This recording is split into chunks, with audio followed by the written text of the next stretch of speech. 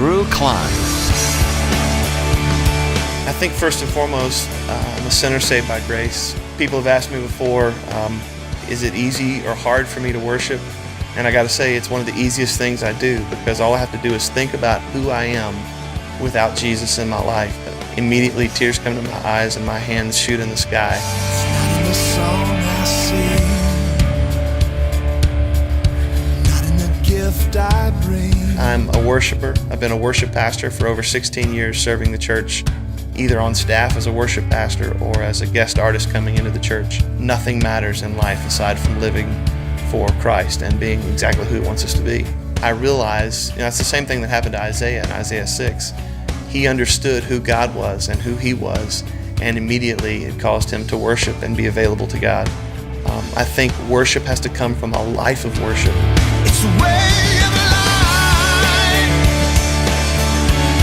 It's a sacrifice. It's faith made sight. Living right. It's a way of life. I got started in Christian music just as a fan, I think. I was a big fan of Stephen Curtis Chapman, artists like Take Six, others that were making such a profound impact in Christian music. It changed my life, and they impacted me by living that life in front of us all as great Christian artists with character and integrity. I think my first real entrance, other than competitions and stuff, into the music industry as a session singer. That was probably my first actual foot in the door, if you will, to the industry. Here am I sending, send me to tell them, tell of your goodness and all of your grace. I've toured with bands like New Song. I've worked in the studio with great bands like Third Day and Mercy Me and different people. I approached this guy who is actually the producer of the first 7 Stephen Curtis Chapman records, Phil Nash. Drew really opened my eyes as to the new kind of energetic, really hard-driving guitars of the new worship thing, and had a demo submitted to me that had a voice on it that I just could not get away from.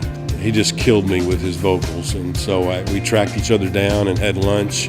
Very, very proud of Drew and his performance and writing on this record.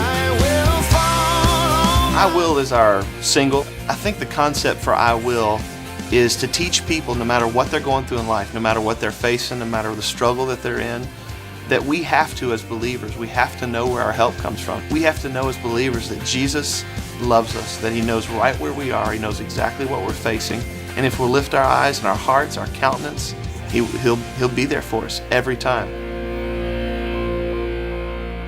So here I am to worship. Here I am. My name is Jamie George, and I'm the pastor at Journey Ecclesia in Nashville, Tennessee. I have the privilege of serving as Drew's pastor. He's a guy who comes alongside you and carries you with him on a journey. That's one of the things I've appreciated so much, is to watch Drew lead us slowly, patiently into the throne room of God. Wow, how fun to go and to explore and discover who God is, His amazing grace, His deep love. And Drew has a unique ability of displaying that, of modeling it for us, even as he leads in worship.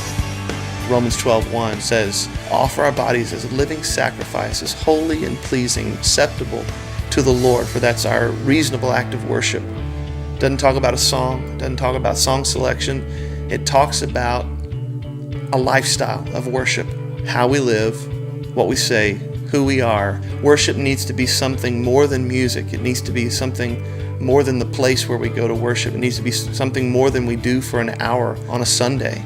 It's the very least we can do when Jesus has given His life for us, to live a life of worship for Him, for it to be a way of life.